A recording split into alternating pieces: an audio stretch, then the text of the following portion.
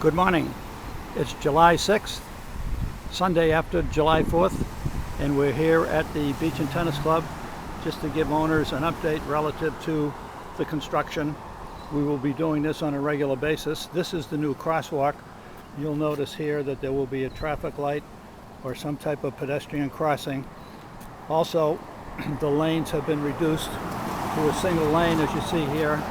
You can also see in the middle and on the other side there are two more light stanchions, so this will make the crosswalk much safer than it ever has been going forward.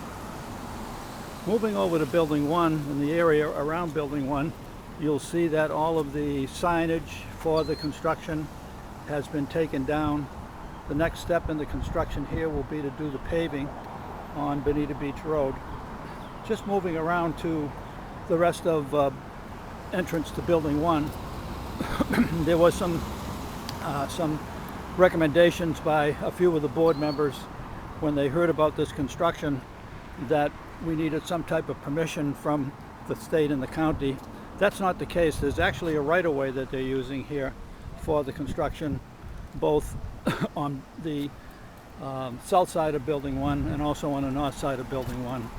We've had substantial rainfall in the past week, approximately 6 to 8 inches, some places more than 10. By the way, here's the signage that's all been taken down. Moving into Building 1 and along Building 1, this is the old wash stand. Gordon Knapp indicated that this would be rebuilt when the restoration phase 1 begins. Also, you'll see standing water. There's a lot of standing water here around Building 1. Moving around the property, this is the entrance to Building 1. The tape was there, the tape's been taken down, and you see this is a pretty substantial trip and fall hazard here going into Building 1. Also, you'll notice not only the electrical, but also the piping for the sprinkler system. There was an 8-zone sprinkler system on property before Ian. That is all supposed to be restored. And again, we're looking at what I consider to be pretty substantial trip and fall hazards. We don't know really if any of this electrical wiring is live as well. Moving into Building 1, and again, this is for all owners of the Beach and Tennis Club, just to give you an idea of what's happening here. We have seen in one of the LHR change orders that the stairways in all 5 buildings were supposed to be painted, and that was funded by insurance, but we're noticing that none of the stairwells in any of the buildings have been repainted.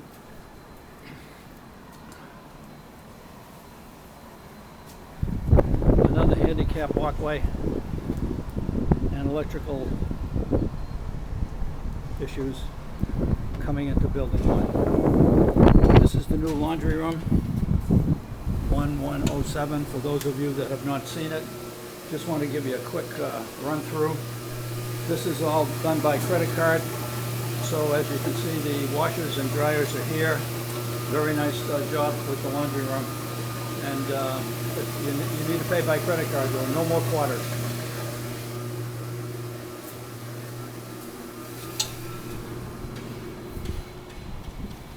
Also, the irrigation, by the way, in buildings 1, 2, 4, and 5 irrigated all of the flowers and trees that were in the lobbies before Ian. The thing that we've noticed, though, is that even with all the rain that we've had in the past 2 weeks, it seems like the lobbies drain pretty well, even without the pavers. The site of the old tiki hut is right here, and what you see is the leftover construction of the tiki hut. The area is pretty messy right now. There's a lot of sand that was blowing into the pool at Building 1, as you see here. So there was fencing that was temporarily, that black sheathing that you see there to avoid the sand being washed in.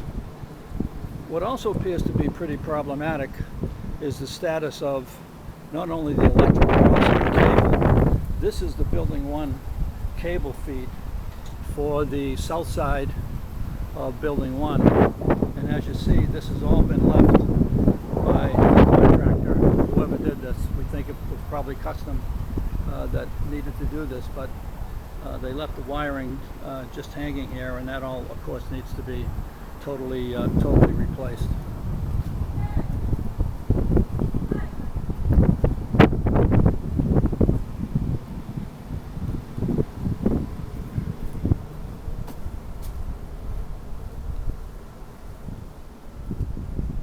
The rest of the lobby of Building 1, heading out the north side of Building 1. This, of course, is where the new multi-purpose room is. It's not accessible except with a key, and I believe there is a key fob here, so we could go in. Maybe what we'll do in a later video is just give you a tour of that room as well. This is where the entrance to the restaurant is no longer. Again, this walkway is open, not screened off at all. A number of electrical components and other things lying around the ground.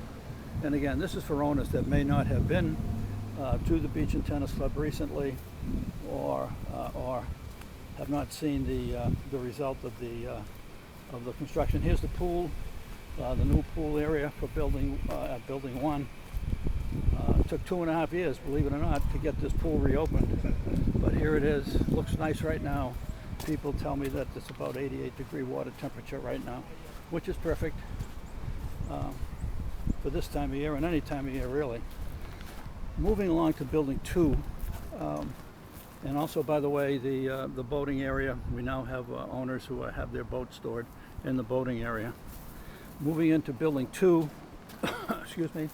This is one of the few handicap ramps that sustained the hurricane damage. This was a lighted ramp on either side. The lights, of course, are all gone.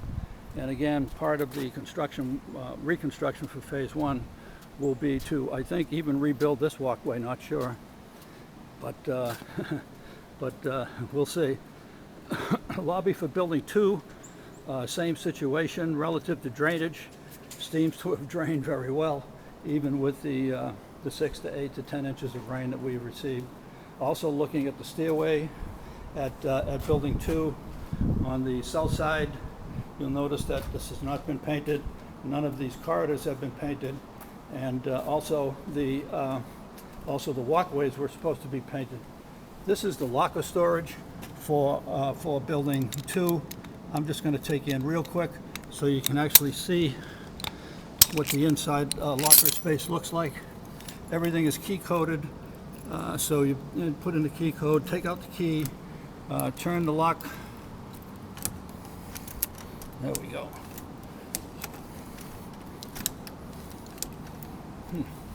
Not sure why that's not opening. There we go. There we are. Okay. And of course, you need to return the key and reset the code. Interesting thing about these lockers, this is, like I said, Building 2. We did a rough count of these, and it seems like there's at least 20 or so lockers that are not being used. The idea on the part of the board at that time was that more locker space was required and needed. Doesn't look like they're selling very well, and as I said, we did a rough count of the available lockers, and approximately 24 lockers are not being used right now. So some people may be questioning the wisdom of all of these new lockers, both in Building 1 and Building 2, but that's for another board to decide how to handle that. So yeah, and by the way, these are all air conditioned. The rooms are air conditioned, as you see here, and so to about 75 degrees to keep everything mold free. Okay, just moving to the other side of Building 2, just quickly here, just to wrap this up.